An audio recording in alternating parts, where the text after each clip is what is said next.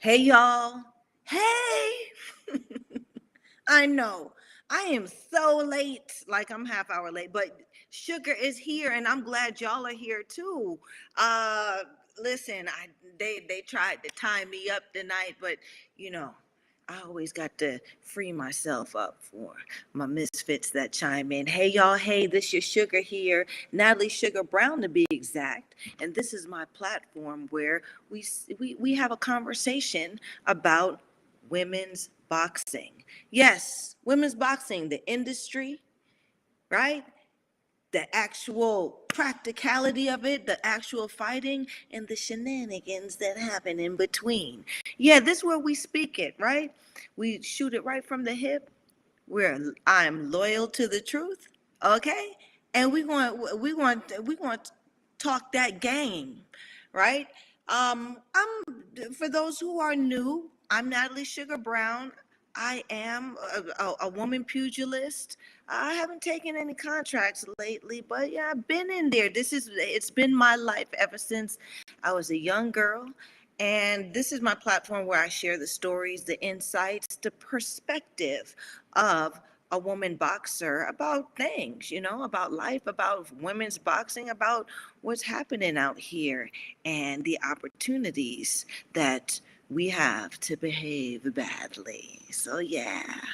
I already got somebody chiming in. Women's Boxing Channel says howdy doody. Well, howdy doody, friend. Hey, friend. Thanks for chiming in. Tonight's topic, the title is Beer Badness, okay? And the discussion or the talk, and I'm so happy Women's Boxing Channel chimed in, because Women's Boxing Channel has a bit of real estate in the topic tonight that we're talking about. So women's boxing and the styles that have evolved into what we have now, which is a commercialized product of what it was before and what it means for our industry now that it's been a bit watered down. So, I got my lovely assistants here. With they and sorry, a part of being backstage is things got real behaving badly back there. I said, listen, you can't we can't be talking that talk back here, right?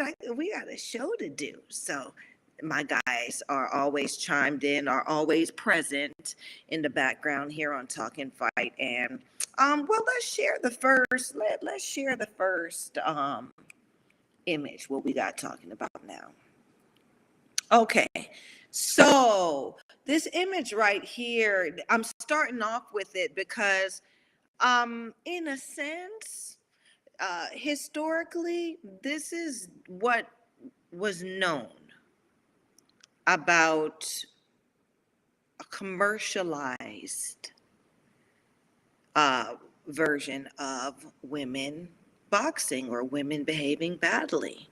Okay, as you can see, there are spectators in the background. Okay, now check this out, y'all. This is when it started being like uh, a way for us women that behave badly to bring in some cheddar. Okay, so they're standing there. They got the skirts on, they got the booties on, but what's missing? They ain't got no shirts on. Ooh, yes. So very much like the men, the women got in there, bare bosom, and stance was pretty much clear hands up. And there was no 3 minute round or whatever it is. They kept going just like the males did until somebody couldn't go no more.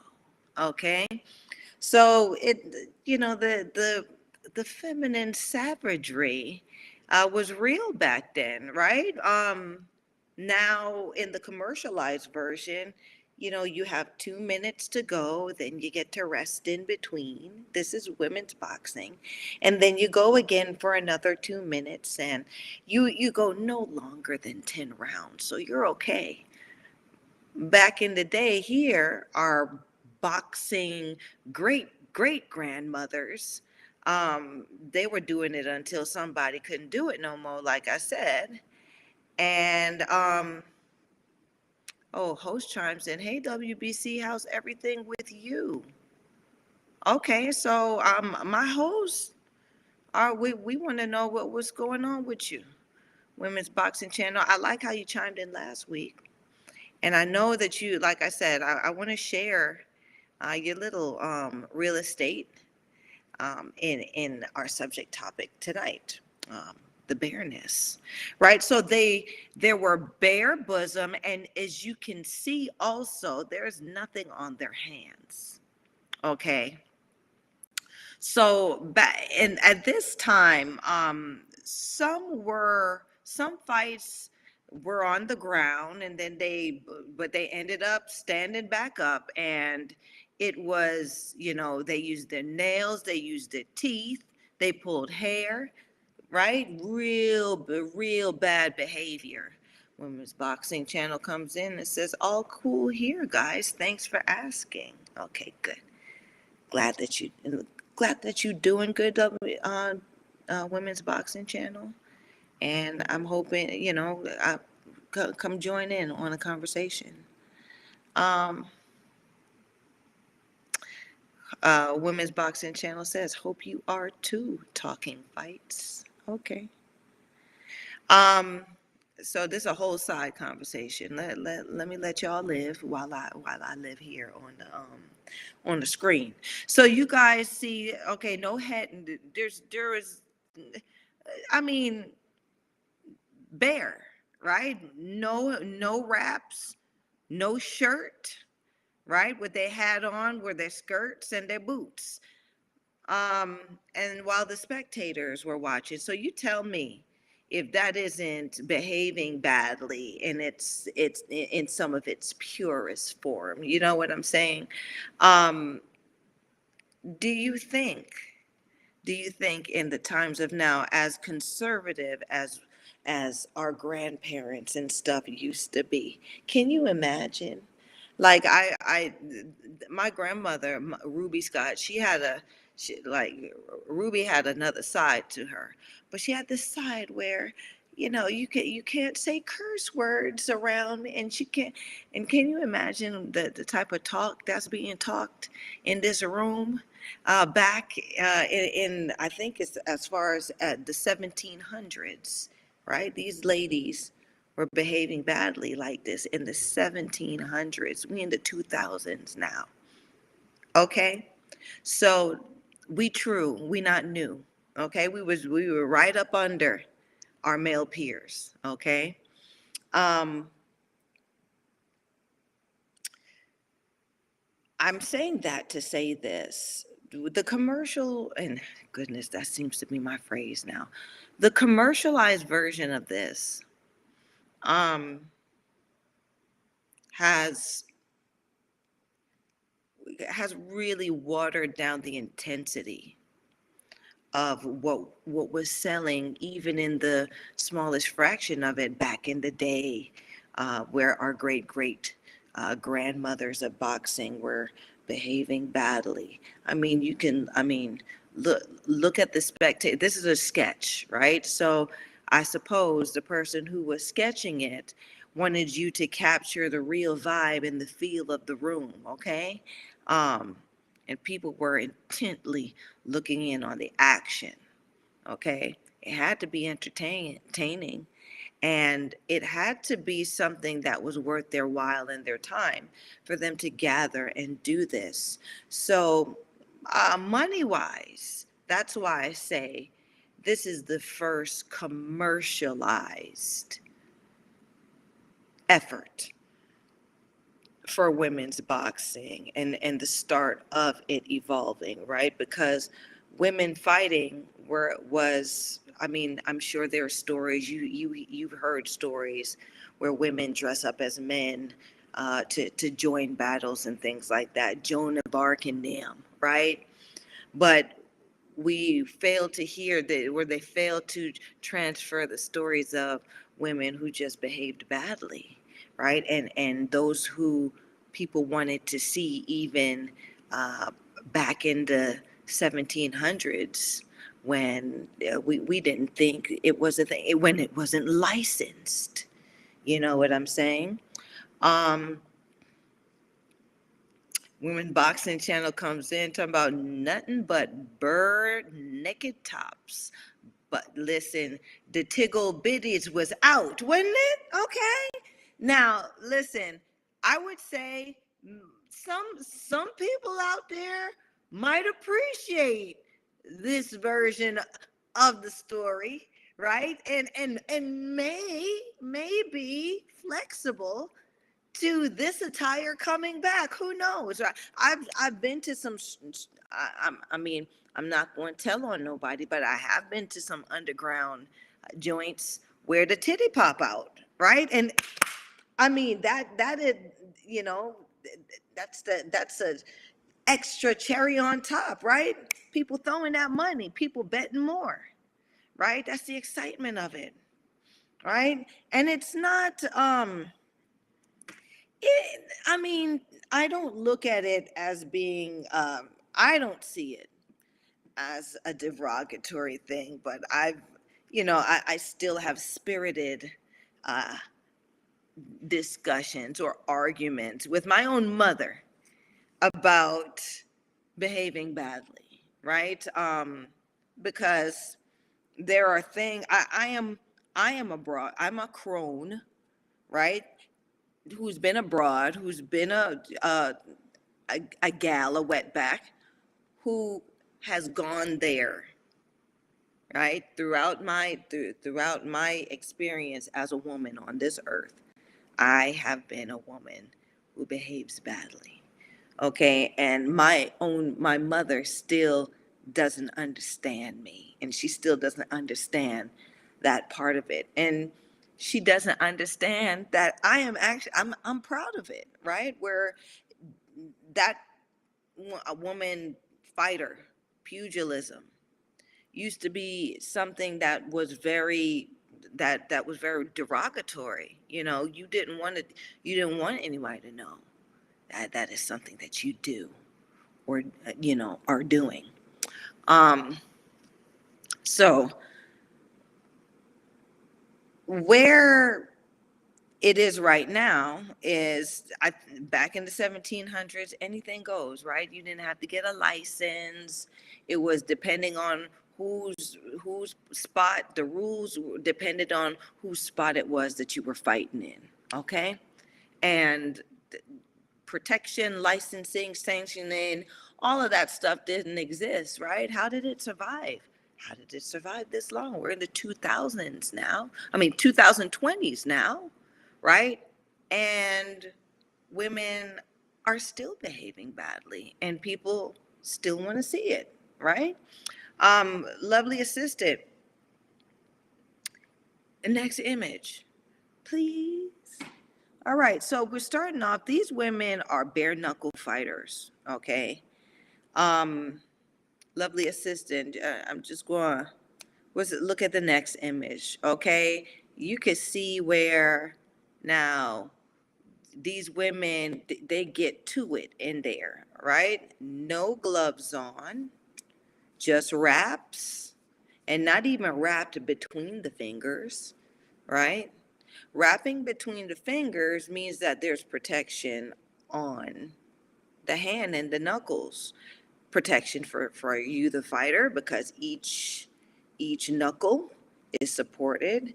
And they say more so protection against head injury for the opponent or for the opposition.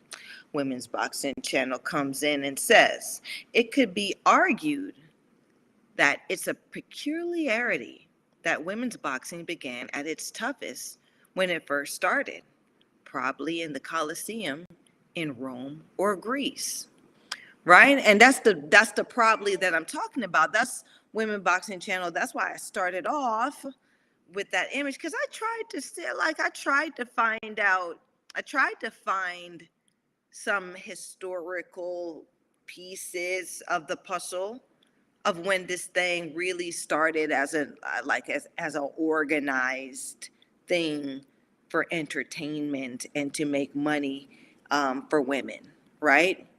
Um, Back in Greece and stuff, maybe some of the gladiatrix were known um, as gladiatrix, hand-to-hand combat artists, and they got paid. But the most of the substantial stuff that, or ingredients that I would put together for the evolution of it being a business, right? A business even for a woman was around the 1700s. Yeah. So Women's Boxing Channel comes in and says, since then, it's steadily become more civilized comparatively. The way the world's going, the winner will be decided on looks by 2035. I mean, you made that's an outstanding point, right? That's why that really is the discussion tonight, Women's Boxing Channel. Where is it going to end up? Right? 2035 is only close to 10 years from now. It's not, 10 years went by like that for me, right? And time flies. So where are we going with this? Women's Boxing Channel says, referring back to their last statement, it steadily became more civilized. So my thing about it is, what's a civilized fight? Because I saw that, civilized action, civil behavior. When we think about it, what is a civilized fight? I suppose a civilized fight would be a debate, right? Where you would sit down and both people would civilly express their points of view and their perspective, and hopefully they come to an agreement at the end of the debate or um, the encounter, right? And that would be a civilized way to fight. But civilized fighting ain't for everybody, right? So now where they're making it more civilized, the most of us, like for the most of us, I wouldn't, maybe in certain things where I eat with a fork now, but I eat with my hands sometimes, right? And the uncivilized people before cutlery was invented would eat with their hands, right? So I tend to revert back a lot, right? Where most of us do. So when it comes to fighting, I would say we have to keep an element of the uncivilized dimension so we can maintain the crux of it. We can maintain the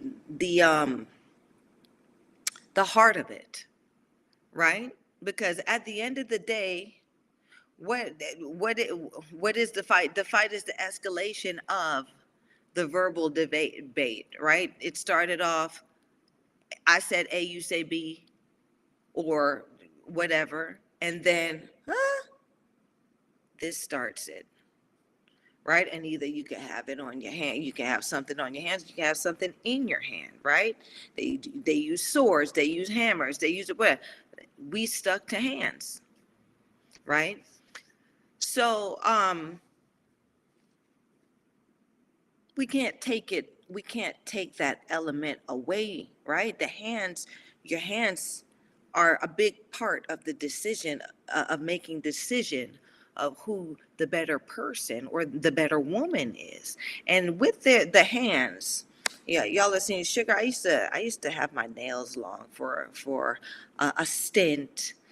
When I was fresh off, when I was fresh off of really training, I grew my nails and I filed them, and I realized how long and pretty my nails could grow because in uh, becoming a woman in the sport, I was never allowed to grow my nails. I couldn't get how these girls get their long nails and everything. That wasn't that was something that a regular broad or a regular gal would do. But because now I'm a woman behaving badly and I had to keep up with the culture, I kept my nails low, right? And it felt good for a while when I grew them out and all of that stuff, but now here we back at square one, right? Y'all know what, if the nails are gone, y'all know what Sugar's doing. She hitting that bag up a little bit, right? I couldn't keep it out my system. Um, Women's Boxing Channel says civilized in the sense that as time goes by, the etiquette will dictate how fighters need to act without outraging the public and therefore the judges. And that's what I'm saying, outraging the public, right? I mean, there are certain societal standards now that I guess would outrage the public, but we still skate the line of being uncivilized when it comes to fighting, because fighting, ah, right? Even animals, when you see animals do it, ain't no, do you see anybody in the forest or anything? A thing is a thing, right? Making up any rules. I saw a big ass dragonfly fight a toad the other day. Yes, because I spent some time out in the country, and this is a dragonfly. The toad came up and tried to eat the dragonfly, but the dragonfly had some muscle, like it was a big one, so he didn't get in. A frog would go like that, and then in one gulp, the dragonfly is gone. Dinner. The dragonfly braced the wings wide and was like, nah, buddy, not tonight. And they went at it, right? Instead of even just flying away, the dragonfly was guffing with the toad, the animal. So I brought that in to say this. When were there ever rules in a fight, and when was a fight ever really fair, right? So that's why I talk about now the evolution, right? I think fighting may evolve, right?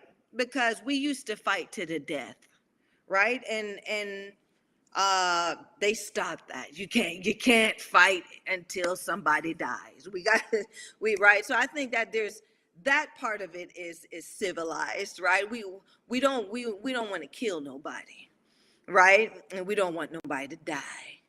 But right, rules now, that I would say is a contribution to evolving into the different styles and what's going to win, what's going to give you success, and what's going to bring you the abundance, right? And the abundance meaning onlookers and money and notoriety, which is, I mean, at the end of the day, that's the real prize, right?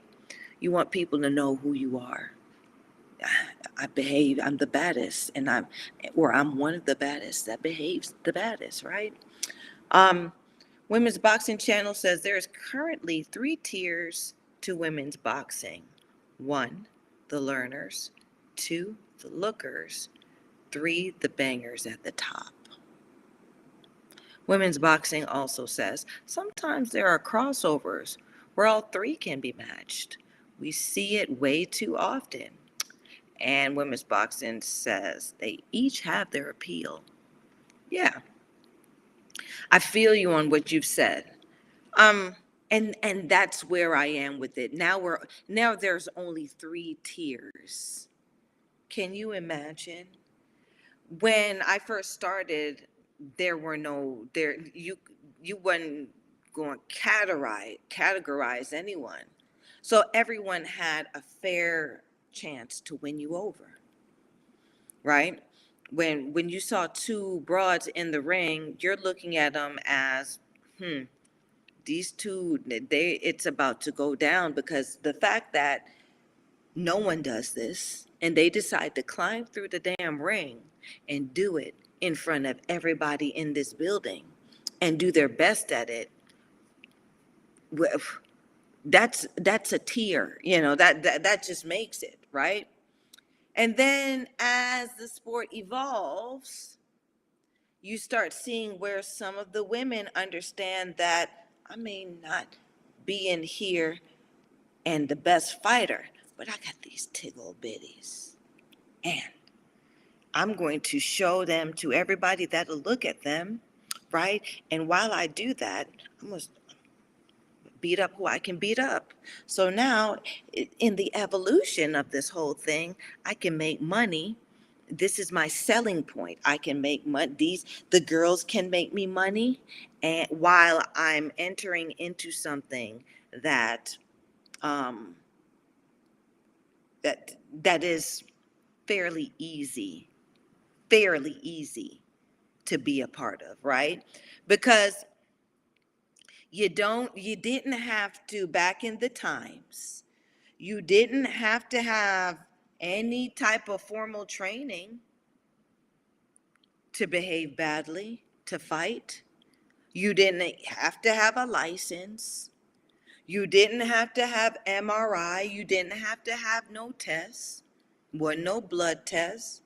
You didn't have to be, they wasn't checking if you were pregnant or not. You could just show up and be the baddest of whoever else shows up, right? Because the purse went to whichever broad or whichever crone or woman made it to the end. Sometimes they did a round robin where several women were fighting, and it's the woman who went who makes it to the end is the one that gets the cash pot, the purse, right? And this is a funny one that a funny lore that came across when I was doing a little bit of searching for this show. The purse idea actually came from women behaving badly, women who were fighting. So it started off where you would hold the purse, right? You had your purse, you had the purse in your hand, right? And they're fighting, and whoever dropped their purse was the loser. And whatever it is, whatever money that she had in that purse now goes into the winner's purse. And then the winner, okay, would fight whoever else is in line, right? Because they had their purse too, filled with money. And whoever dropped their purse. So if the winner of the last fight, who has 2 purses now, two amounts of money, or two, has won the fight, and she has that amount of money in her purse, and she loses against this next broad, then this next broad who just beat the one with 2 purses worth of money in her purse gets all that money put in her purse. And it went on until the baddest broad left with all the money in her purse. I think that I think that's kind of fly, right? The idea that was, and I believe it. Like, it makes sense. Men don't carry purses, right? So the idea of a purse and this concept now makes total sense. It connects now because there's a culture, right? So that purse, whoever Whoever could hold on to that purse at the end of it all wins. Okay. Um, and the thing about the evolution now of behaving badly, lovely assistant, put the other image up. Um, right? Each have this. I'm putting this there because this is a part. This was a part of it. So these women here are grappling. Okay, and a part grappling is a part or an art of the stand-up fight that I would say is lost, especially in women's boxing. Okay, I I know how to grapple. I know how to stand up grapple. And I was taught that Coach Yugi uh, over in Japan taught me. Um, my my initial coaches, Coach Johnny taught me.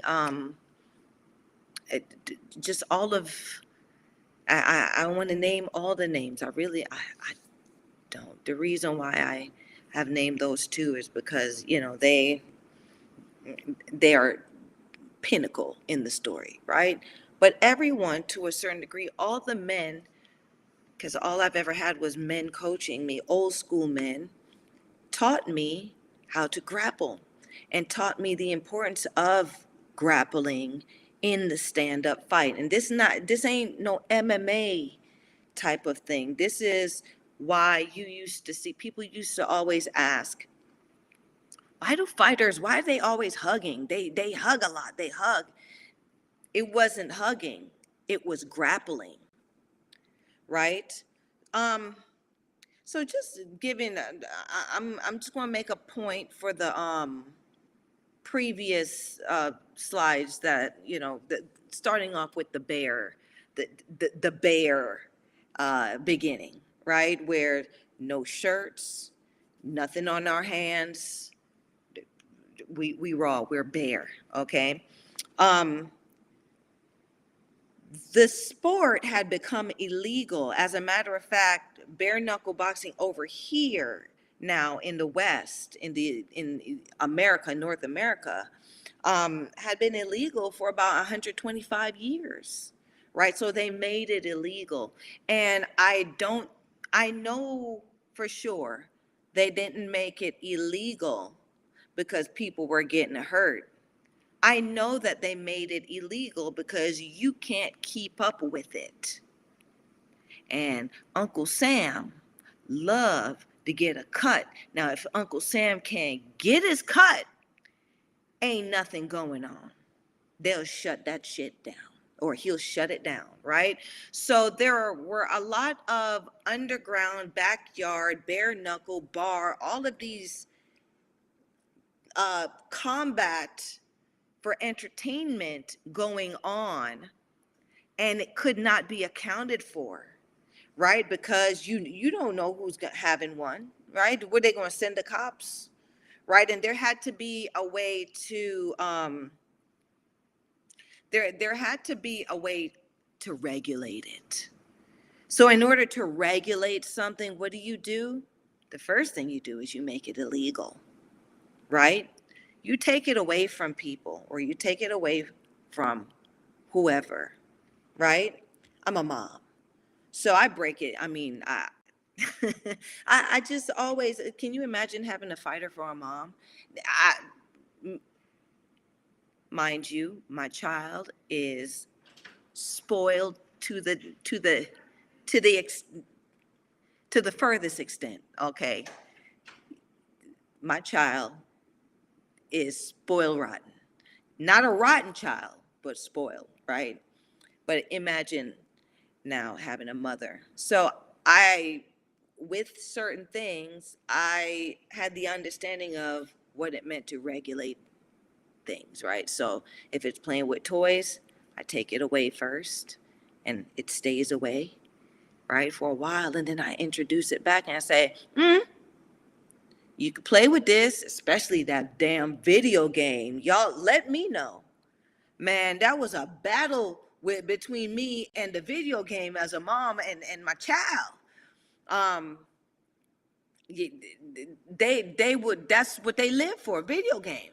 So I had to regulate it, right? So you're not allowed to, and so I introduce it back with some contingencies.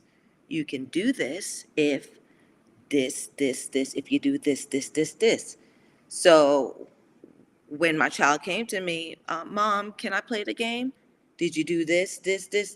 Yes. Well, now you are licensed to play this game for the weekend.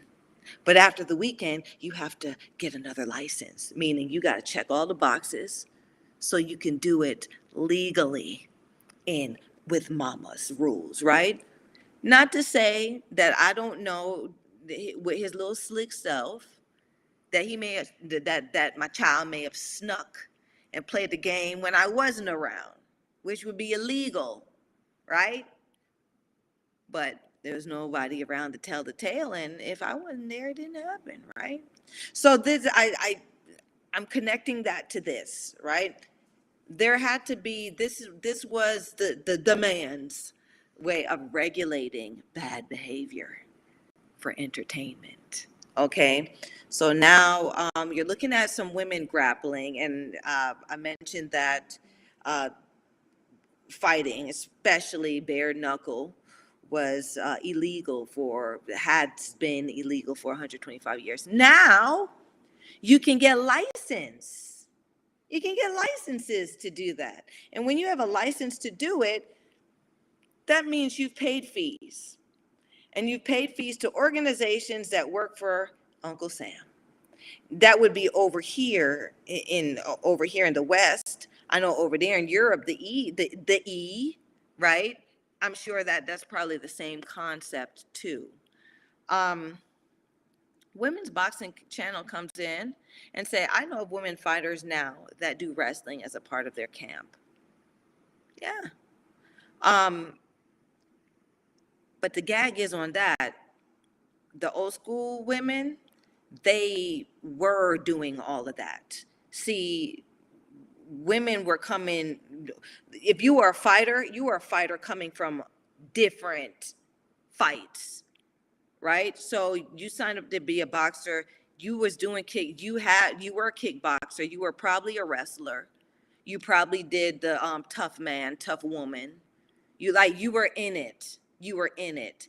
Now, because we're civilized, right? And it's evolved to where now a woman has a camp and she does it in camp, right? Instead of now putting herself like back in Greece and back in the 1700s where she was on the job doing that shit every chance she got, right? So is there has it evolved? Let me know. Is there evolution to that now? Is it evolution or just a different way, a different style of it, a different style of behaving badly? Women's Boxing Channel says it's a fact that BKB, bare knuckle boxing, get broken jaw, nose, fist, etc. It's way less dangerous than gloves. And upon looking into this whole thing and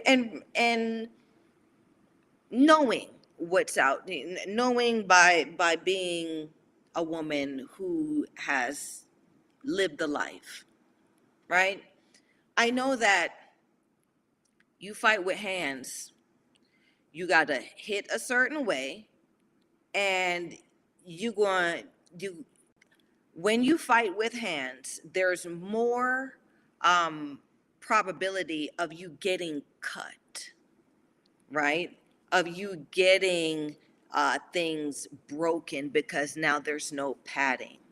And as I've said previously, the hands are conditioned to be used that way. I mean, I don't, I don't think most women condition their hands for the fighting. My Me growing up or me being groomed in this sport, I think I was probably the last generation of women who conditioned themselves in the old way, right? We chopped wood, we did all of that stuff that the old school guys, men were doing as well, right? Like we got ready through manual labor. These broads nowadays, they're on the treadmill, right? They're taking wrestling partners, and they're doing all, they're doing all of that stuff, and that's how they're preparing for fights. So, um, there's a psychological advantage to me where right? Because it's not just getting fit, it's becoming conditioned, right? Becoming conditioned to behave badly, becoming conditioned to turn that on, right? And butcher another person. Now, me on the treadmill, my mind is not there. Me running out at 4:30 a.m., at certain hours of the night where there's imminent danger around me, helps me turn that part of my mind on, right? And so now, in doing that, I am conditioning my mind to be alert, right? My peripheral, my understanding of my environment, where I am, where's lit, where's not lit, where the cracks in the road are, where they're not. These things help me to become aware of danger. And these things now make me more dangerous because I can take advantage of these variables now that I'm looking for in a fight. Um, I can impose these variables on my opponent. And if this person hadn't been doing like how I was doing, they're not going to have the heart or understand or be prepared to deal with the intensity of what that is, what the pain of it, the the stress of it, the aggression behind that. This is what I'm saying, right? So as we become civilized, we're taking the heart and soul out of, or as we become evolved, we're taking the heart and soul out of what this thing really means, right? Out of what fighting really is, right? We identify with a fighter by their heart, by their spirit, by what that they went through in order to be prepared for the opposition and that fight that you're looking at. And that's the entertainment for us all, right? Um,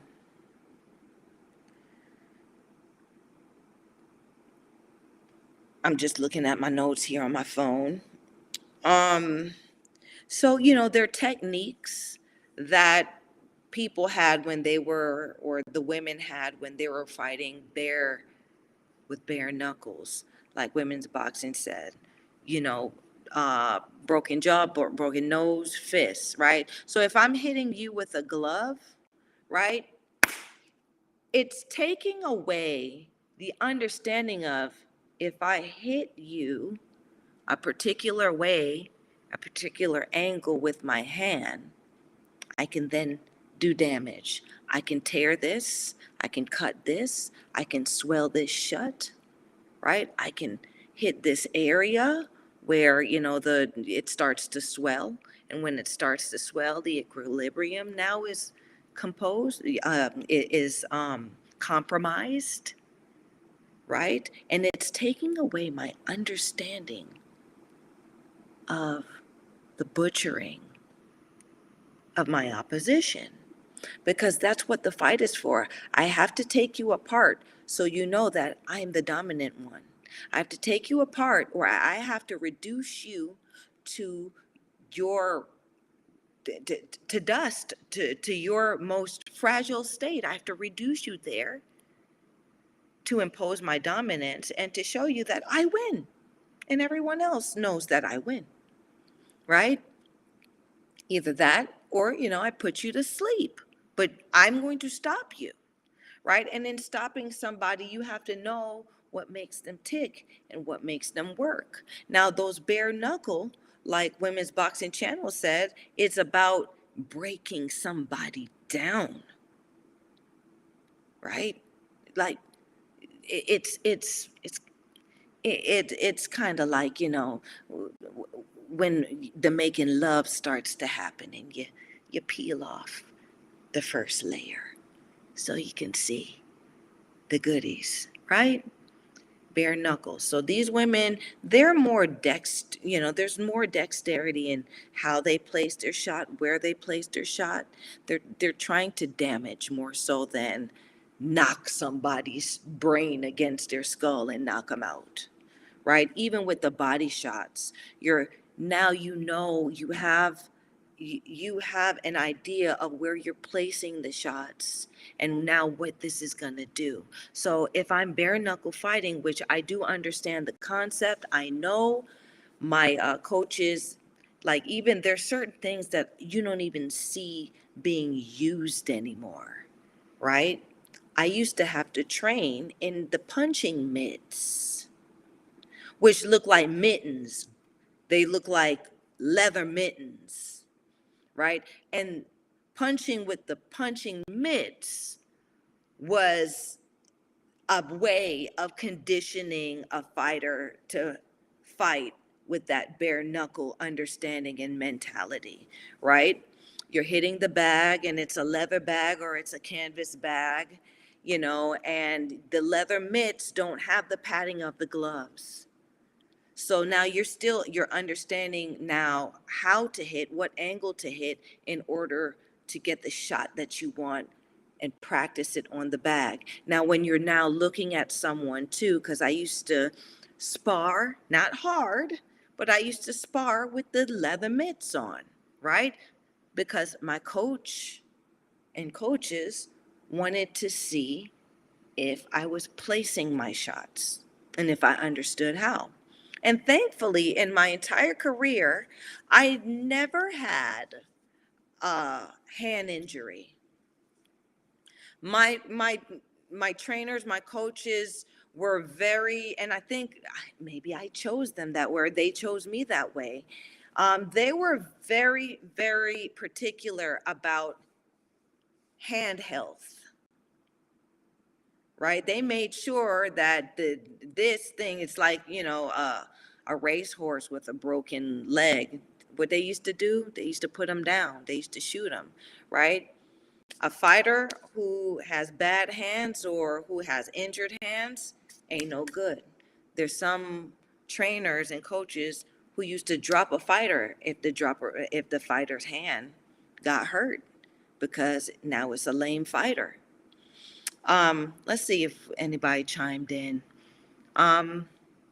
Women's Boxing Channel says glove impact over time does real damage to the brain, unlike bare fist. Right.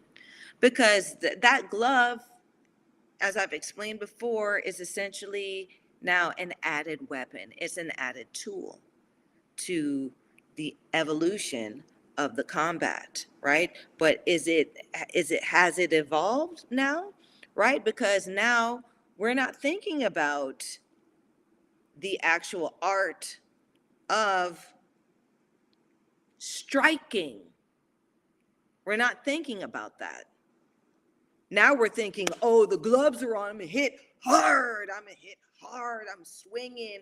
And a lot of people don't even know how to use the glove.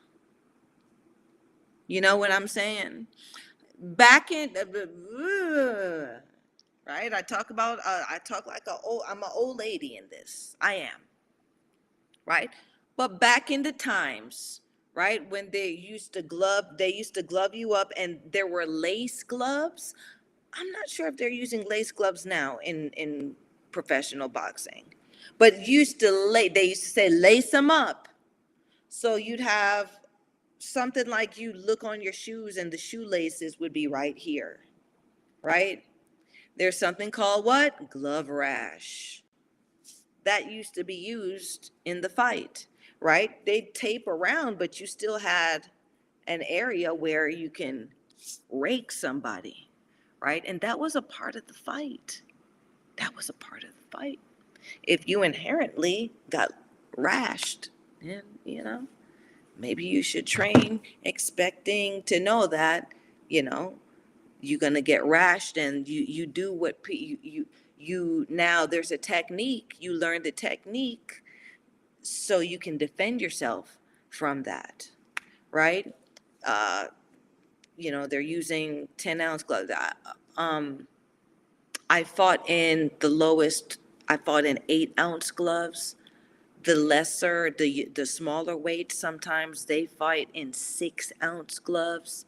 And the 6-ounce gloves are closer to the mitts, would be closer to, having that bare knuckle effect, except for, your hands are wrapped with gauze and tape under or within the glove too.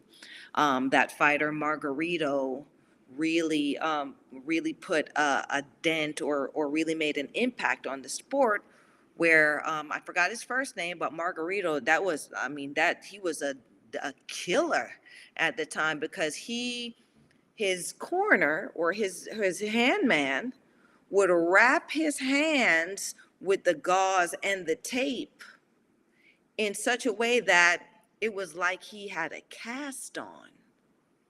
Yeah. So it was hard as a cast, much like y'all hear about that old the old lore about, okay, check the hands, because they used to roll that roll of dimes in with the fighters wraps, and now they're hitting you, getting hit with a roll of coins or a roll of dimes every time you get hit, right? So these are variables that got added, right? We've evolved from bare in women's boxing, right, to where now there's gloves, right? Now no one's thinking about the long-term uh, result of using these gloves. No one's understanding what the gloves have now taken away from the style and the evolution of the industry. These things are important in women's boxing because that's the entertainment aspect. You watch the WNBA, right? Women, I think they're just starting to dunk now. These little youngins now, right? I seen some girls dunking. But before, it was more so the skill of it that kept people interested, right? We're skill based. We're skill based and we're emotional based in women's boxing, right? But when you had the occasional woman that was skill based, had the emotion, and had that thunderclap, you had now an edge, right? That thunderclap was the edge that would make you more money. Now you've evolved the game because now you've added the potential of that happening to your purse, right? Uh, Lovely assistant, can you change the image? Women's Boxing Channel says, I got the UK's first ever license for bare knuckle boxing. I proved that it is a mixed martial art to get it. Okay, that's interesting. Women's Boxing Channel said it was 2014 when they got the UK's first ever bare knuckle boxing license. So, like, after it being illegal for so many 100 years, Women's Boxing Channel became the first to get it back legal. Okay?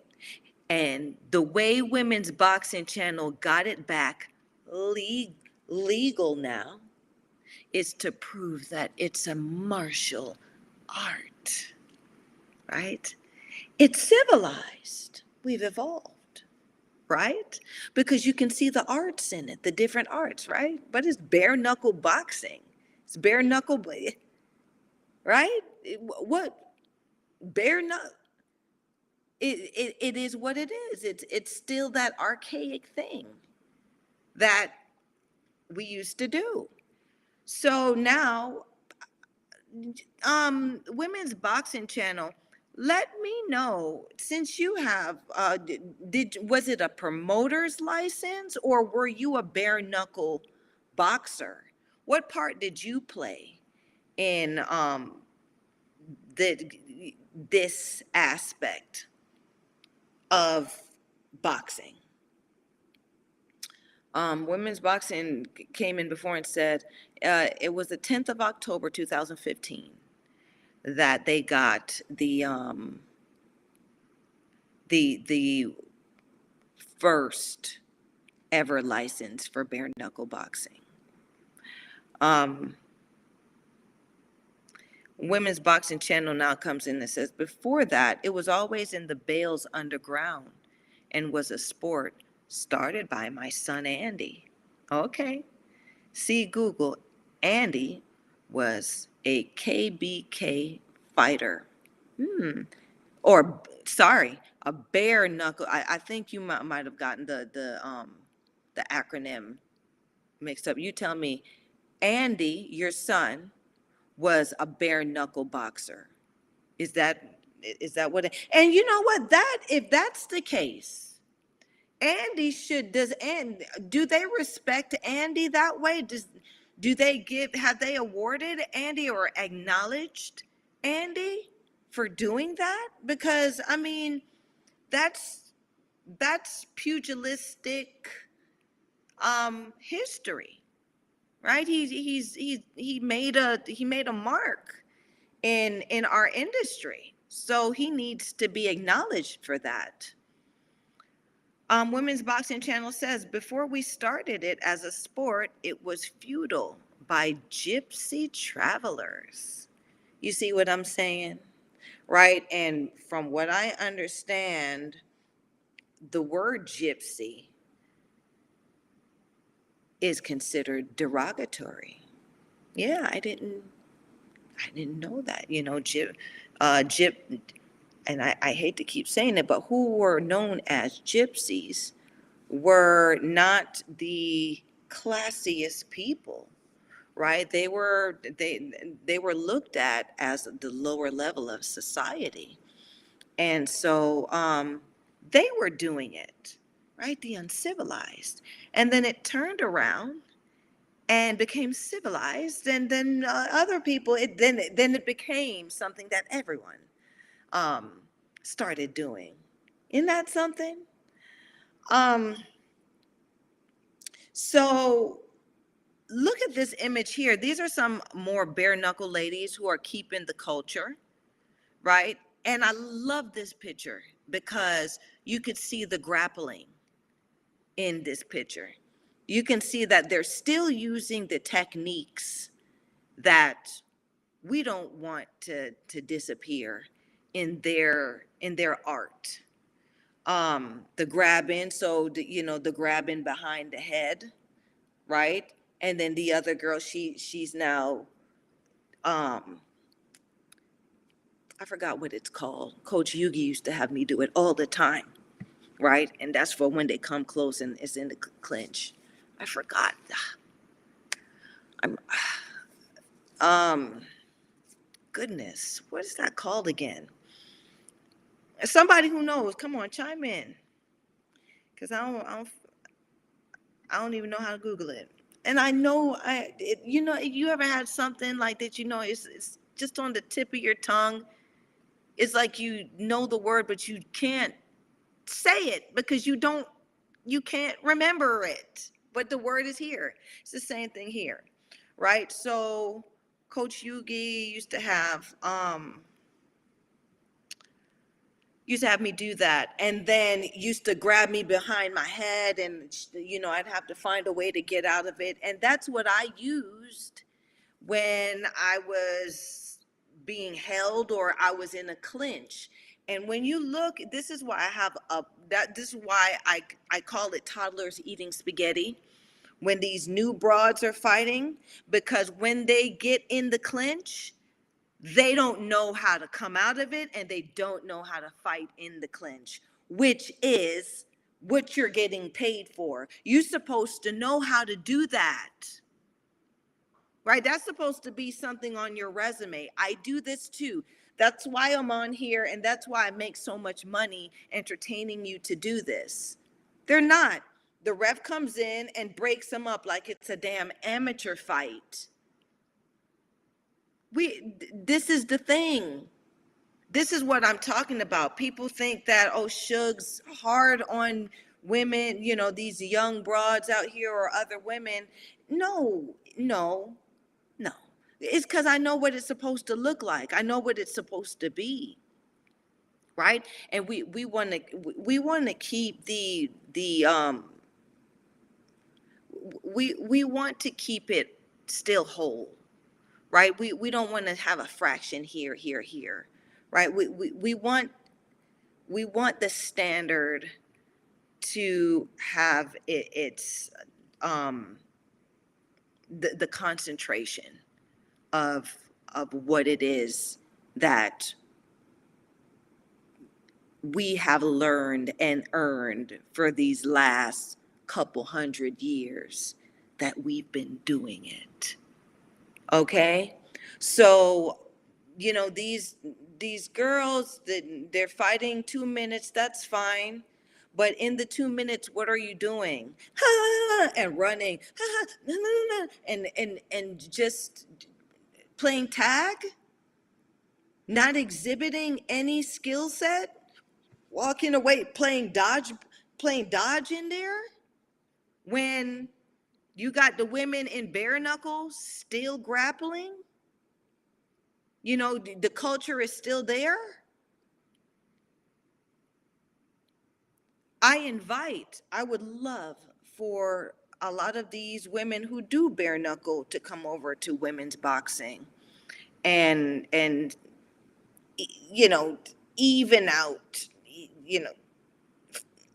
filter out those that don't know it and can't cut it. I look at their views and I look at what they have going on.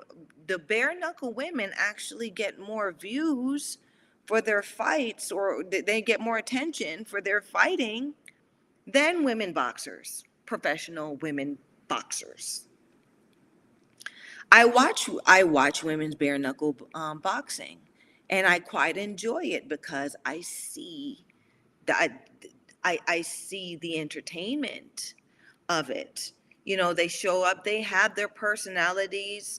It's not too different from women's boxing, where either you gotta like the broad or not, but it makes you like the broad a bit more when you see her skills, when you see that she knows how to handle herself with every problem that opposition gives her, and she's not depending on the ref or the shenanigans of what's going on to save her from a fight. Right? Because when you sign up to fight, right, you're signing your life on the dotted line, and you're signing that dotted line saying that I know what to do. I don't need no help. Y'all just make sure we stay safe. But I know what to do. I know what to do in a grapple. I know how to strike. I know how to go to the body. I know how to go to that. I know how to put combinations together. And I got some strategies up my sleeve. Let the bell ring. These broads who are getting paid now up to $1 million, hundreds of thousands of dollars, it's, to me, with what, especially the research that I've done recently, I think it's a raw deal, right? Like Women's Boxing Channel says, by 2035, the winner will be based on looks. It'll turn right back into damn pageantry. Miss America, right? Miss Europe, Miss WBC, Miss IBA, Miss IBF, Miss WBA, right? It'll turn into a damn pageant instead of being about behaving badly. Ooh. And not to, sorry, and I don't even have my water. Not to say that behaving badly will disappear, because it's alive and well in the underground. That's where Suge Beach. I ain't in it no more, but I love to watch it. I go right back where I started. Um, I love to go and watch the underground because them the streets, right? You see who's in the streets. You see who's real in the streets, and you see, oh, okay, right? This is what it really is out here. So it'll never disappear. And the thing about it is, it's more people, like, it's more accessible now, because now, I mean, you got YouTube where you can see, you don't know where or when it happened, but you can see that it happened, right? And then now you got Instagram where you could follow your favorite underground fighter, right? um because like what they did to regulate it back in the 16 1700s, they made it illegal or whatever. 1800, they made it illegal. It's gone back to where you can't find me and I'm making money, right? And so these underground fights are still making a lot of money, and more frequent money than these commercialized fights. So yeah, I wanted you guys to have a look at this because I love these two ladies are exhibiting a bit of grappling in their bare knuckle fight. You see one, her hands are open, right? So there's just techniques now when you have your hand that you can use in a stand-up fight, right? And there are techniques that you can use when your hands are in the glove as well, right? You'd have to show up to maybe one of my trainings or camps where I teach some of this stuff, you guys. But I ain't going to sit here and lecture it on the show. No, we're having a conversation. Um, Women's Boxing Channel comes in and says, Andy set up B dash BAD Promotions. I love the sound of that. B dash BAD Promotions. That sound good. Then sold it to a guy who carried it on. Andy is ill. Oh, okay. So, and it's a lot for someone to keep up. The fact that Andy became a promoter of it also shows that, he contributed to the industry, which I'm grateful for. It's not the best, it's not the greatest, but every job or every business has its dark side, right? So being a promoter and getting the first license and getting it back legal, that's a big that's a big milestone for our industry. And Women's Boxing Channel, please tell Andy that Sugar here is grateful for the time and effort that he put in our industry.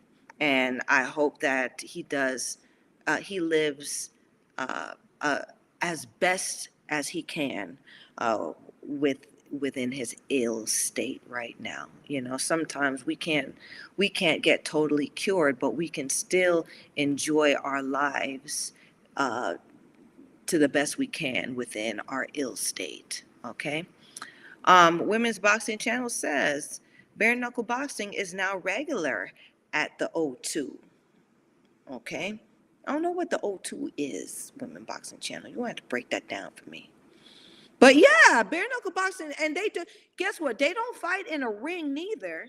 Well, you tell me this, Women's Boxing Channel. They fight in a triangle. Is this a triangle? Their triangle kind of looks like this. Yeah. Right. So there's one neutral corner, and then the other two corners belong to each fighter. There's no two neutral corners, right? So it your ass your back can be in the corner, right? There's only one place that your back can be in the corner, right? No, three places that your back can be in the corner. That extra one they take away. So now you got to think about the footwork. That's how you're going to maintain your distance and how you're going to deal with the real estate in this way of a triangular ring, not a square ring. Women's Boxing Channel says sticking hands, they call it in Kung Fu. Is you talking about the goodness? What do they call this?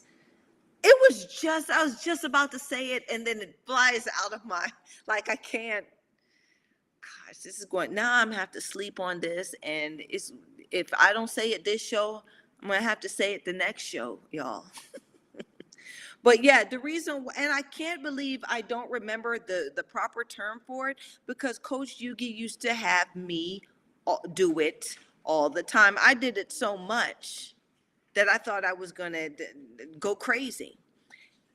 But he had me doing it so much that when it started happening to me, when I got in the situation, I wasn't even thinking about doing it. I just fell into doing it. And so mission accomplished, Coach Yugi. Great, I tell you, great trainers, great coaches, man. Right? And me and Coach Yugi, we butt heads at time because Sugars get choleric sometimes. She get a fight. What the fuck? I mean, you got me doing this shit for, I'm a boxer. I'm not doing this shit no more while I'm doing it. Right? But then, like I said, when I get into the fight, or if it happens to me, even with the men, I know how to I just do it. And no, it's not. Women's Boxing, I know you're trying to help me find it. Women's Boxing Channel says, yes, the hands thing. Women's Boxing says, do you mean a clinch? I do. It's a form of grappling that you do in the clinch. Women's Boxing Channel. And I know y'all think I'm being silly, but this is essentially how your hands and shoulders are, and you manipulate now the movement and the momentum of that inside deal. And when you do that now, you can hit in between and you can tie the person up. So as you're grappling them, you're striking them short on the inside. Ooh, man. I really do need to, somebody invite me to your camp. I want to coach somebody. I want to make somebody dangerous, because listen, I know it.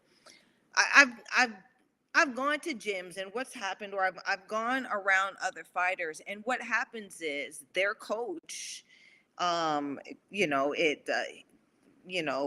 Johnny come, Monday coach, they don't know the stuff.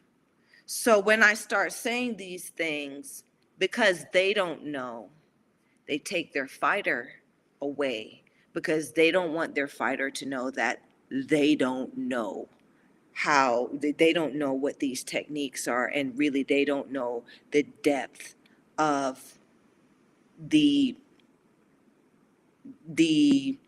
training of them to prepare to be behaving badly, or in this dangerous thing we call pugilism.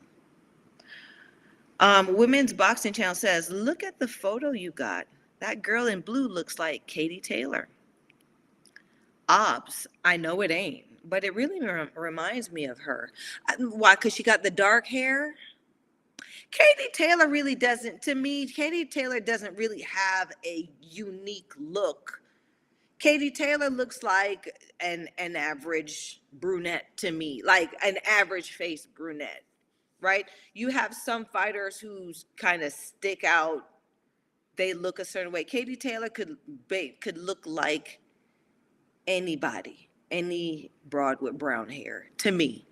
But I'm sorry, that's just me. I'm just talking about features wise. Um, I I I like I like the Picture Women's Boxing channel because both fighters are exhibiting like skill sets that us women boxers have lost. Like, we don't know this anymore. We don't utilize this anymore.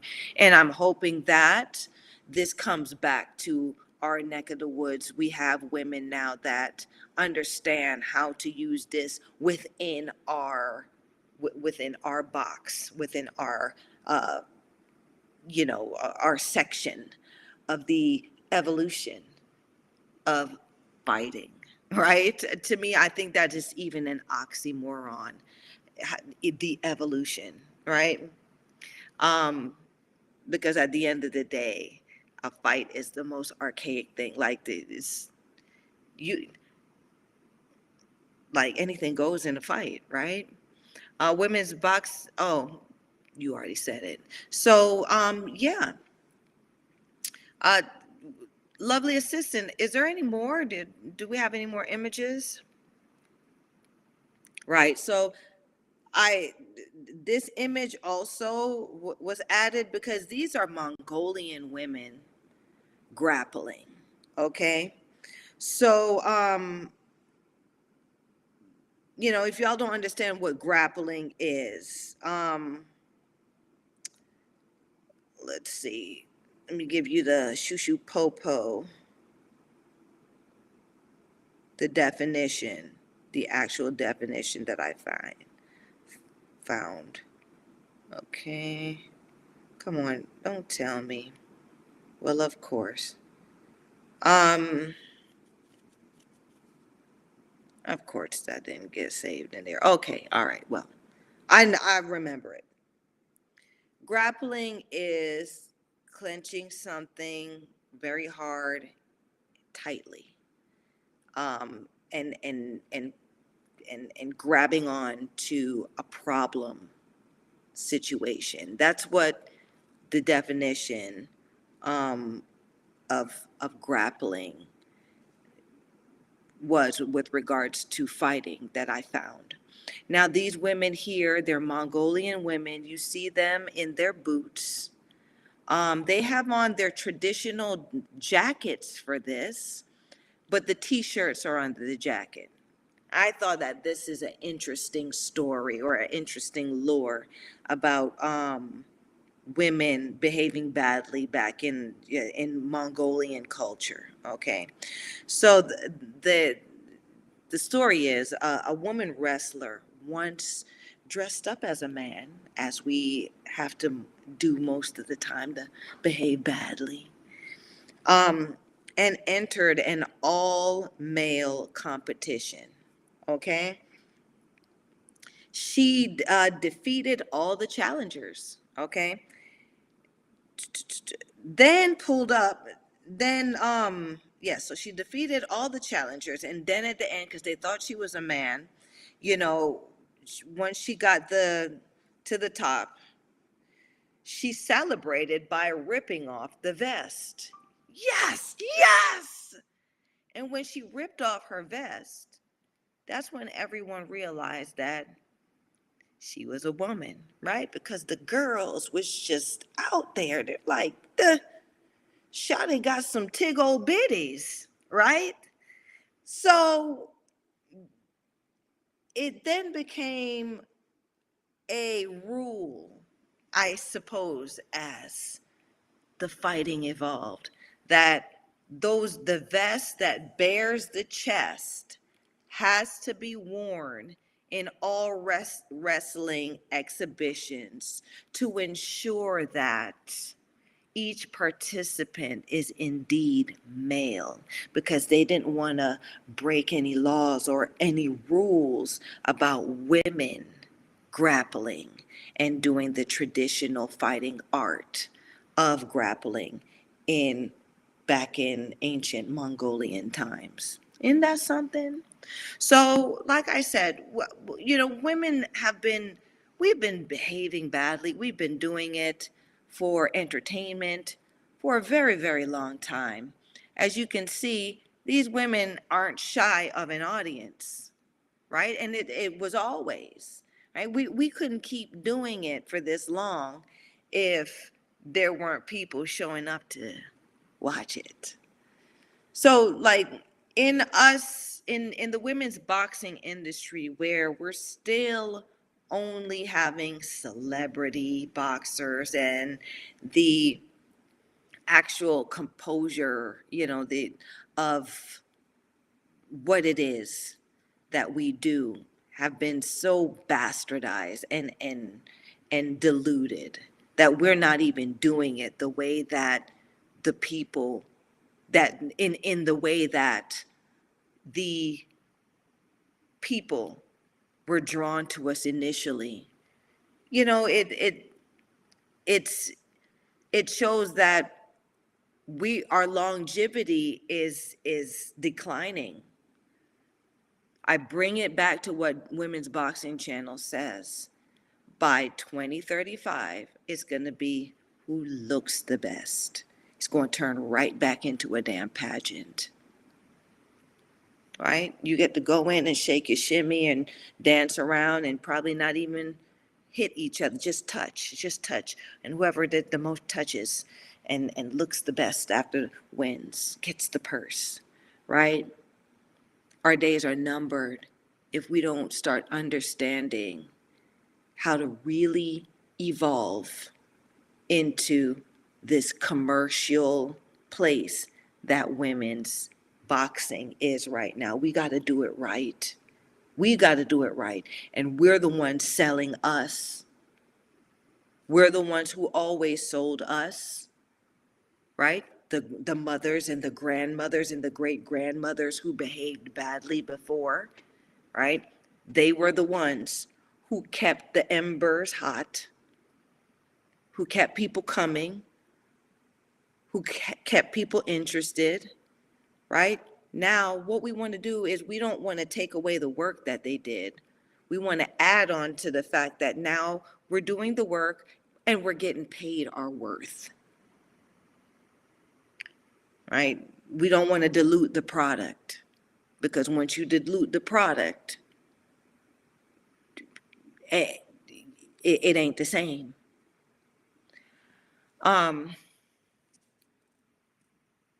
Women's Boxing Channel says, you know what? We learn more from you every week with what you say by experiences than anyone else in the world. It's a fact. Brooke Dedorf does more on interview history, but you are the bomb. Who's the bomb? Well, you know what I'm saying. Like,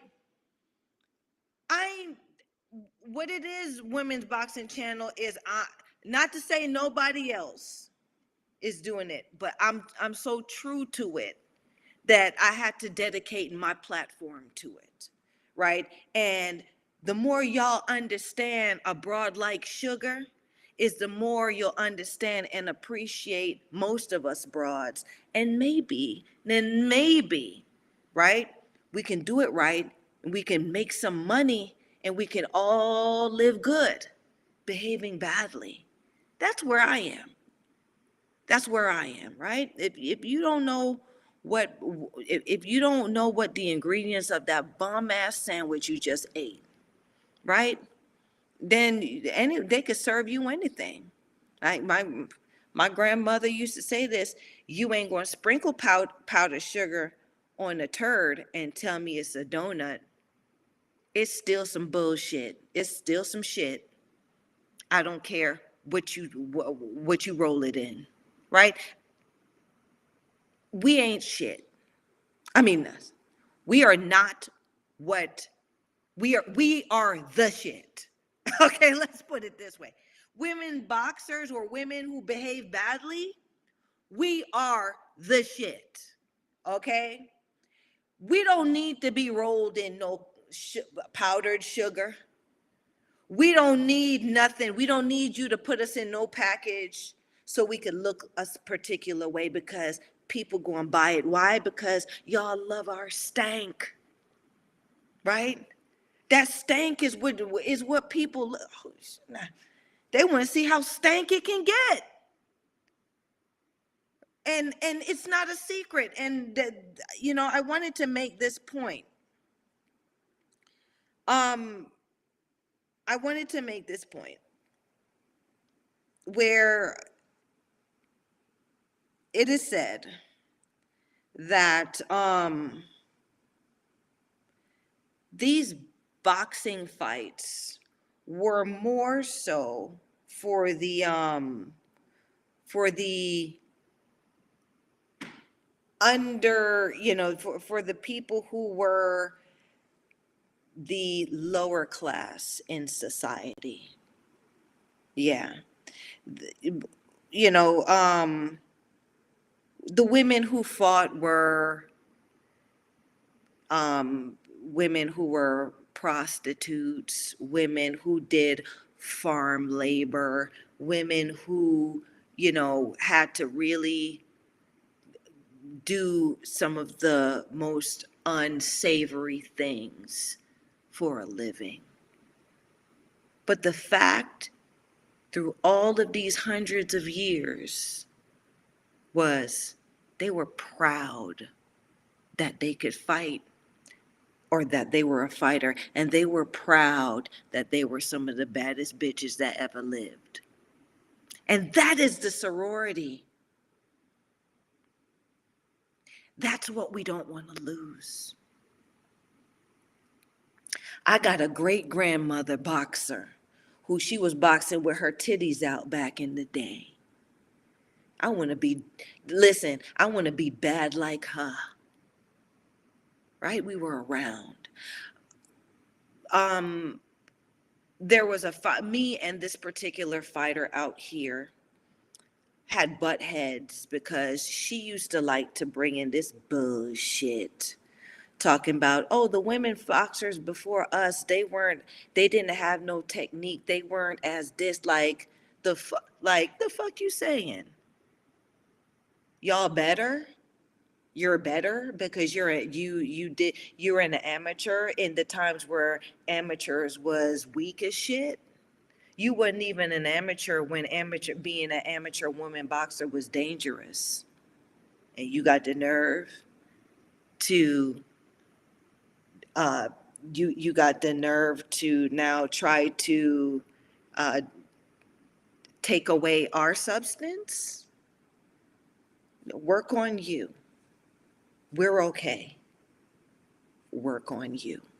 You know what I'm saying? That's where I butt heads because I was the new at one time, but I always paid homage to my mothers, my boxing aunties, my boxing grandmothers and great grandmothers that was out there, because I know that this shit is not easy. The life is not easy.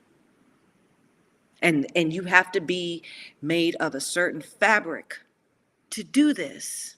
That's why I don't recognize sub 10 fighters. Because if you haven't done it at least 10 times, you ain't about this life. You haven't done it consistent enough to hurt so good. You haven't done it enough to see what's out here. If you've gone less than 10 times. I'm talking about either amateur or pro. Now I would say pro, right? Because amateur is a different thing. Amateur and pro are apples and oranges, right? You got the juice and you squeeze the juice from the amateur, but that apple, it's much harder to squeeze juice from an apple, ain't it? Them's the pros. Right? And you ever had an apple thrown at your ass? That shit, it hurts. Ain't no juice coming, but it's different. That apple will hurt you. Right? So that's what I'm talking about. We have to appreciate this stuff. So that's why I teach it, Women's Boxing Channel. I try to connect the dots because we have so-called historians and so-called people who find old articles and all of that shit, but they're not talking about what connects us all. They're not talking about and understanding the culture that we come from.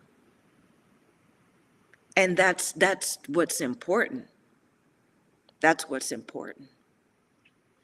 Because I'm gonna be an old lady with silver hair like this one day. And it's gonna be some little youngins, they probably running around right now, 1 and 2 years old.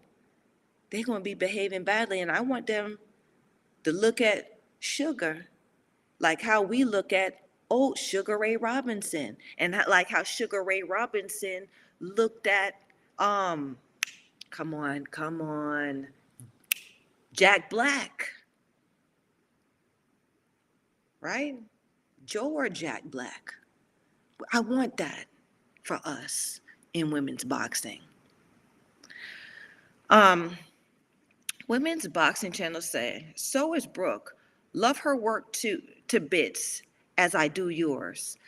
And that's it. I love what Brooke does, because Brooke puts a face to these stories. She puts the faces to where you know that, you know, these women lived and breathed, and they have a story, and they you can get to know them, and you can get to like them, right?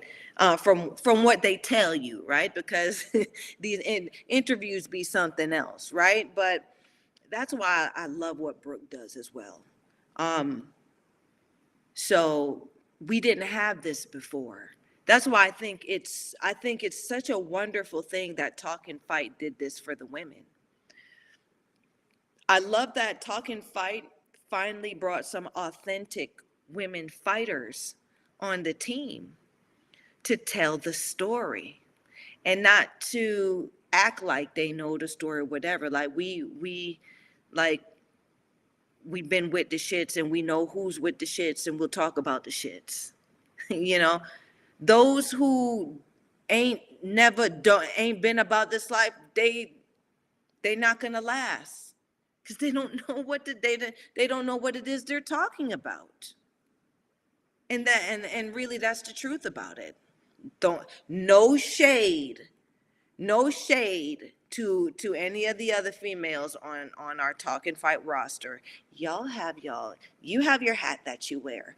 But I would say me and Brooke, because we are fighters, you know, we actually know, like, we can keep the story going, because we know what it is. We've been there, we felt it, we know what it's supposed to look like because we've been there. Lovely assistant, can you put another image up? Ooh, so I put this one up, right? And this one's a treat. Okay, so these are women behaving badly, or baddies being bad, in Brazil. Okay? In the streets, like, this is a parking lot. Okay? Let me tell you something. It don't stop nothing. Money's out here. Money's out here for us women's boxing, right? But we got to do it right. We got to take it out the hands of who is not, of who is like I said, diluting what it is that we bring to the table. I don't care what nobody say. This shit looks interesting already. You know what I'm saying? It looks, for those who are on the podcast or listening in, check out the show on YouTube. And y'all don't forget to like, subscribe, and share. And come on, y'all, drop some money on my books. Y'all can be donating. Come on, put some money, give Sugar a treat. I want to be able to say, oh, this is somebody, Eddie Barrington. You know, Eddie Barrington always coming with the emojis with the flowers and drink. Well, I want to be able to buy me a flower here in my cyberspace, in my corner of cyberspace, and say, look what so and so bought me. because they donated. They gave me money. They put money on my books for the show, you guys, right? Y'all know the sugar throat be getting dry on here. Buy me a drink. Let me pick up a drink and say, look what so and so bought me. You know what I'm saying? Do I mean do something real nice for me, and send me some hardware so I could show a little skin and say, look, because it's just rock the hardware versus against the skin, the caramel skin, and say, look what such and such put on my neck or my wrist. I don't know, right? I'm a woman who behaves badly. I talk that talk. You know what I'm saying? And it just feels good to have something in my purse when I walk away. So back to this image. So you got one broad with the booty do, okay? And she out there in the polka dotted drawers fighting this other one with she got the yoga pants on and the little tank top, and they both looking like it's about to go down, okay? This is entertaining to me. Why? Because they don't have there's no raps. Ain't nobody running in this picture, right? Ain't no ref saving nobody in this picture, right? They about to take it there. They about to go until somebody can't go no more.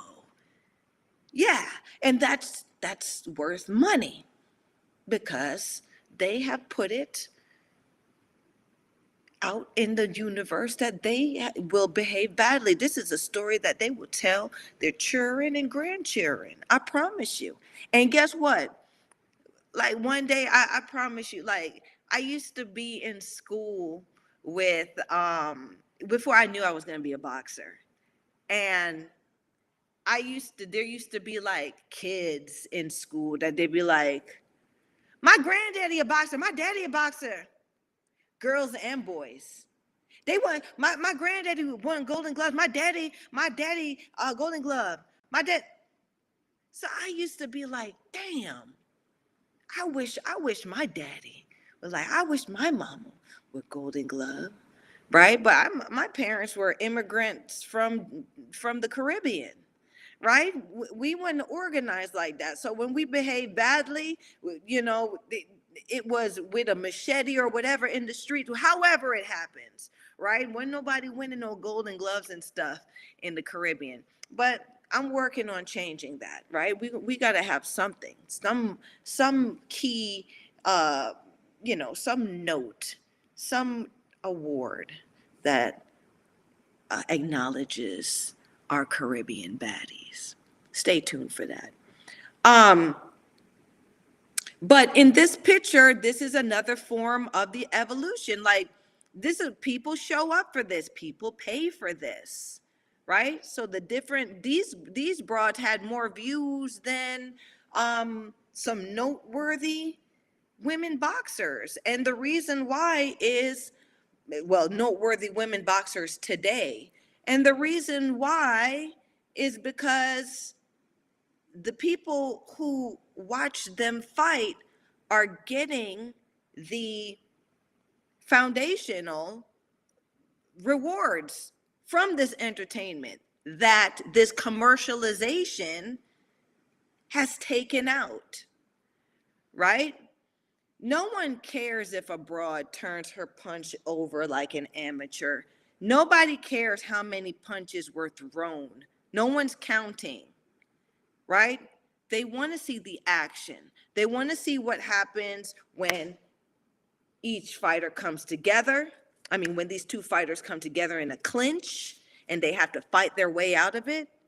They want to see who has the better movement. They want to see who used the floor better and who hurt the other more so, who broke that shit and broke the other one down the most, right? No one's looking for a tomato can early stoppage. No one's looking for, oh, she's the prettier one, or she's gonna win. Like, no one's looking for that with this. That's why whoever recorded this and put this out here in cyberspace is getting money as we speak on views, because people want to see us behaving badly in some of our most uncivilized, archaic dispositions. You understand?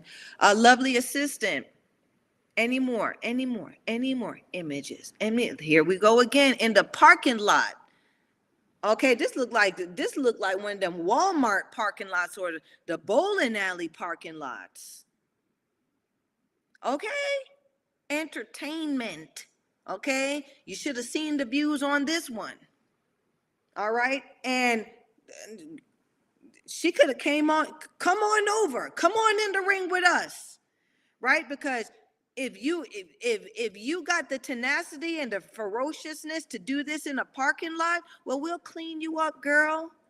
We'll give you a bit more skills and some technique, and we'll put you in there with some of these broads that think that, oh, because I have this background and because I have this, that they automatically should win a fight, right? Let's take it back to where everyone has a fighter's chance, no matter what background you're coming from, right? Let's take it back to where fighting is not for the rich, because it was never for the rich, right? It was for us women who had to fight our way out of stuff, right? What we had is that. Let's bring it back to that. And I'm not saying some of y'all rich girls don't belong in this. What I'm saying is, y'all can't buy everything, right? Y'all can't buy a win when it's when it's called fighting. You can't buy a win.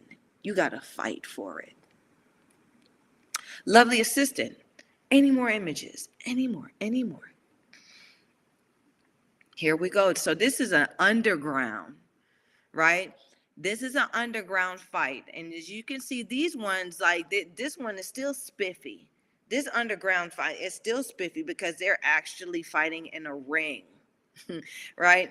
There are, oh goodness, I could tell you some stories about underground fights, and that's just a whole other thing, which is very interesting too. I'll tell you one thing. In an underground fight, there's no ropes. The boundary is the spectator. So say this round, how I'm holding my hand, is the spectator, and the fighters are fighting in this open part, okay?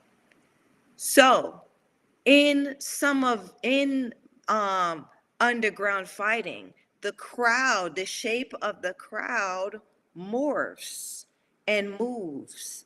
And as you're fighting, you have to adjust and adjust and morph your style with how the crowd is moving and where they're going and what's in your path. Like, sometimes you're fighting on grass, sometimes you're fighting on gravel, sometimes it's, hard top, you know what I'm saying? But you're doing this, ain't no rope for you to lean on.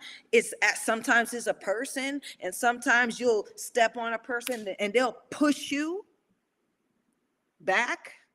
And then, either you turn around and you focus on them, and then next that other person on your ass, or you come out of it, because you're in a real underground fight. Anything can happen, right? It's stuff like that, right? So then my preparation when I was running and stuff like that, like I said, that 4:30 a.m. run was me looking out, was me getting my mind ready for that situation, right? Because now I know, I'm in. I'm on your ass. I don't. I can adjust to how this crowd is working, right? Going, oh, and y'all are just fighting in this little space right here, or like this, like they'll move. That's how it goes. Very interesting. Um, so these two broads here, you can see they don't even have civilized. They don't even have fight clothes on, right? They're not wearing boxers. They're not wearing sports bras. They don't have the shells and the cups in their bras to protect your boobies. They don't have none of that. These two baddies are fighting. And as you can see, they're not short of an audience.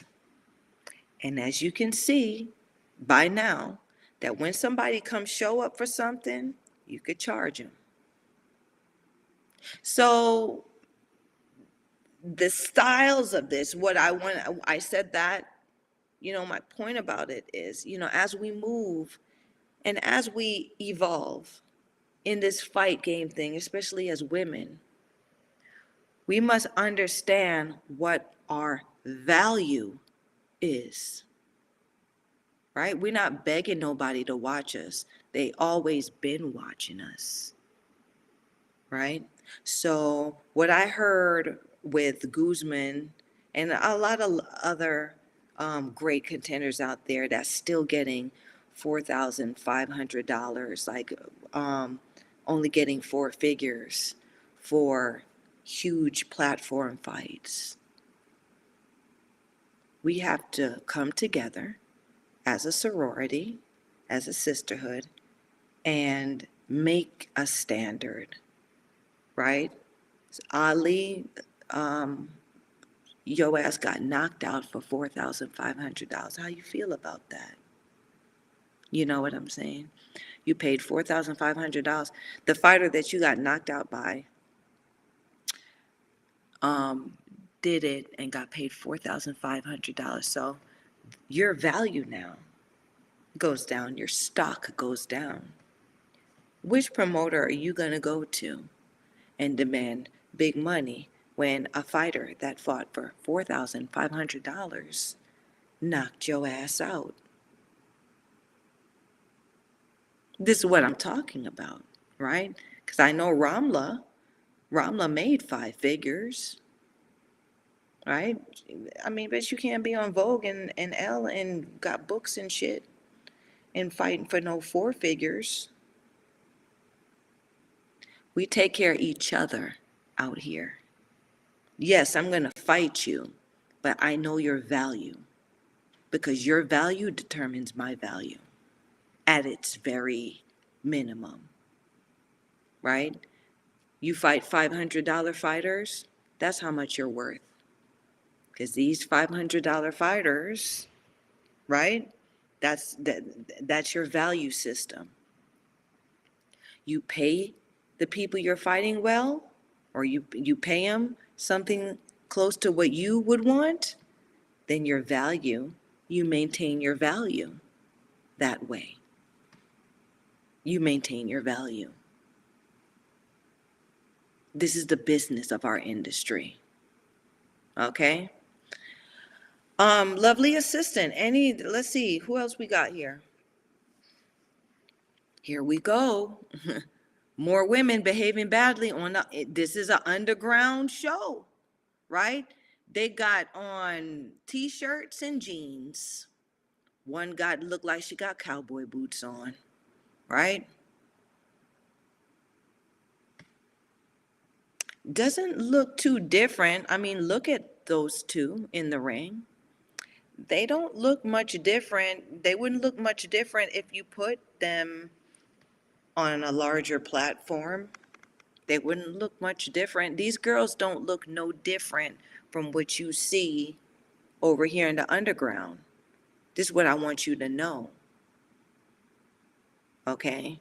So we need to expect, we need to have a standard where if you're on that big ass platform, you've got to be looking extraordinary. I need you to be looking like a pro in there. I need to see you catching a punch and looking at it because you know what you're going to do and you know what's coming at you. Like these pictures, you're still seeing what girls' eyes are closed. You don't see you don't see nobody focused in. You don't see, man, I should have added when I fought in Japan, Rika. And this is one of my favorite. I don't look at anything that I never used to look at anything that came in the paper, none of the media behind anything I did in fighting. I just did it. I didn't read about nothing after. And I forgot how, but I was speaking to someone. I had met someone who is from Japan. It's for Japan. I said, I fought in Japan. I told him I fought at the Korakuen Hall in Japan. It was a historic fight. That Japanese person went back and found a picture of me. And in the picture, Rika threw a shot at me and I blocked it. And I was looking at the shot. She threw it, her eyes closed, and I rocked back and caught the shot like this, and I was looking at it to counter her, and I was so proud of myself. I was so proud, right? Because it wasn't a picture, you know, eyes closed or anything. It really showed me that I was a professional. I was such a professional in there that the photographer caught me exhibiting that skill. And I was quite present in what I was doing, right? That's what I want to see with these broads that are making millions, or, I see it. Clarissa's shots, you see her, you see it. You can't complain about the broad Clarissa Shields. The only thing that you can say is, or I would say, as a woman boxer who I guess I'm turning into a bit of a historian. I just wish Clarissa was in a time where she could prove who she really is, right? Clarissa is the best right now, but she hasn't been put in a position in the ring to prove who she really is. I don't care if they say it's Savannah Marshall. I don't care. Marshall wasn't trying to fight, right? I would have loved to see Shields in there having to dig deep and find a way to win in front of these broads that were before her, who were bad. So it's just timing. It really is. Lovely assistant.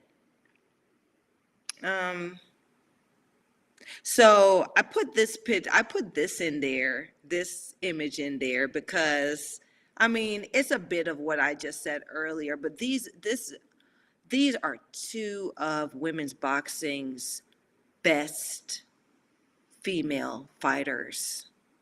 Like these broads, these two broads were the best, okay? And I would say still arguably the best. Some of the like names should be mentioned. So you see to the far left, that's Hannah Fox. And then to my immediate left right here is Fredia Gibbs. And both have great stories in boxing. Look them up. We got internet. I ain't finna put no. I want you to do the homework, because what I find is when you guys are that interested, and it all it takes is for you to just Google, right, or put their name into YouTube. You'll see fights, or you'll see whatever it is that's out there, um, on them, right? And you really get to see how these broads operated, right? This fight, Hannah Fox versus Fredia Gibbs, was the first fight, women's fight, that I actually ever saw. I think it came on either USA. Yeah, it wasn't Fox Sports. There was a channel called USA, and they used to show boxing, and most of the women boxing fights, I think, was on that broadcasting. What was it like? They had Fox, they have ESPN now, they have all, but there used to be USA, okay, and that's where I saw. And I'm telling you, I didn't blink. It was like, y'all, it was our mega. It was a women's mega match or super match, right? Because these were two great women's contenders, authentically good women's contenders, right? Nobody was thirst trapping here. Both had great styles. I would say both had a bit of street in them, the way they fought. And I liked it. It inspired me to get into it. And, it started my story, where I looked at them and I said, I want to be like them. I'm a young teenage girl, and I said, I want to be like them. I want to have a fight on TV like them. And that's when, you know, Too Bad turned into Miss Too Bad into Sugar. That's where the story started, right? When I watched this fight right here. The very first idea of girl boxing was, and I'm gonna get, y'all don't know this, but there's a group called SWV, and they have a song where they sing, I get so weak in the knees, I can hardly speak, I lose all control, then something takes over me in a daze. I'm not gonna sing the whole thing because I'm not a singer, but I sang enough for y'all to know this SWV song. When the music video came out, I was like 13, and these girls, they were R&B singers, and they were supposed to be like these hard R&B singer girls, and the story was about these, in the story were these girl boxers, and I was like, what? Like, I didn't even know of that, but it was my favorite video, favorite song, because of the boxing thing. And like it turns out years later, I become a boxer. Who knows, right? Anyway, these are the things, right? We weren't, the way we were celebrated, what influenced me was how baddies were celebrated. In that music video, the girls who were boxing in that music video, in a sense, they were celebrated. Why? Because I saw that they were taken seriously. There was money put on the table. They were fighting. One of the girls got knocked out. It's like they were behaving badly and they were being recognized for it, right? No one was putting them down. No one made them feel like they were uncivilized because they wanted to behave badly. And then I see Fredia Gibbs and Hannah Fox on TV, behaving badly, right? That just opened the gates for me. I don't know what these young girls are looking at now. I don't know what compels a young scrappy girl to want to get in the ring. You know, maybe it's the same things, but more stories in positive lights, more conversations, more discussions about women boxing and the fact that we have styles and the fact that we have evolved from being looked at as low class, something that only low class women do, to where you got one of ours making serious money. She's the most celebrated and makes some of the highest pay in women's sports. That is the evolution of us. Um, Lovely assistant, is there any more images? Okay, all right. And that's who I'm talking, this is who I'm talking about, right? We've evolved into where we're not looking at the face, we're not looking at the skin color, we're not looking at anything. But this ain't no powder puff bitch you looking at neither, right? This is where we've evolved to. She got the belts behind her. She got a pen in her hand. She's signing, right? She ain't no low class broad. She's making money moves.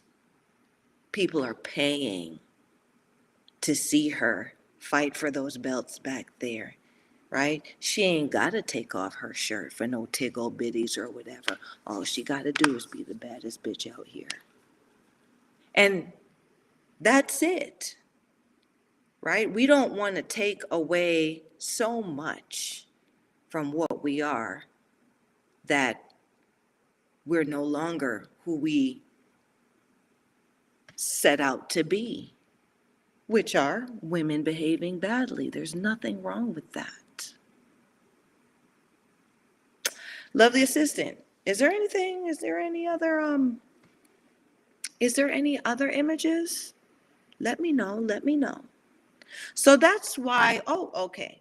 So that's why this episode is called Bare Badness, because I wanted to strip our story down to the bare essential, to the bare minimum, for y'all to understand where broads like us are coming from, and let y'all understand and know that in all different facets of what it is, there's a culture and the style and the technique behind the way we behave badly and how we behave badly, right?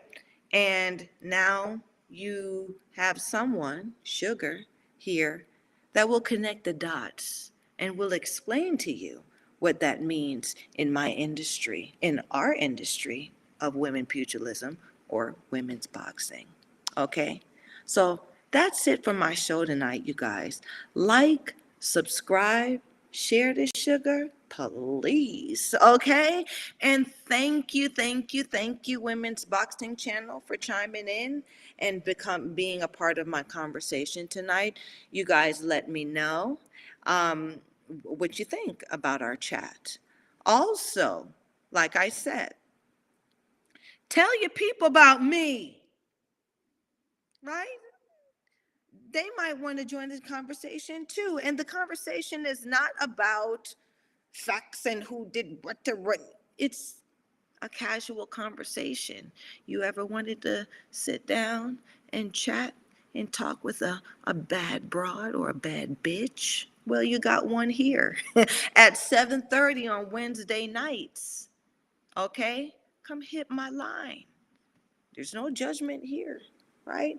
But y'all read the disclaimer in my in the Talkin Fight. You gotta keep it respectful, right? Because I don't want it to go there. Okay. Um, Check out my fellow Talkin Fight people, right? And until next Wednesday, y'all take care of each other. And like I said, don't forget, give Sugar some love. Put some money on my books, okay? This weekend's coming up. Well, I thought there was something interesting coming up in women's boxing this weekend, but it slips my mind. I'm sorry. There's a lot of stuff going on over here in my neck of cyberspace, you guys. But If you have something that interests you and you want Suge to talk about it, please leave it here in the comments, okay? Let me know what you want to know, or let me know what you know, okay? Until then, you guys, bye-bye.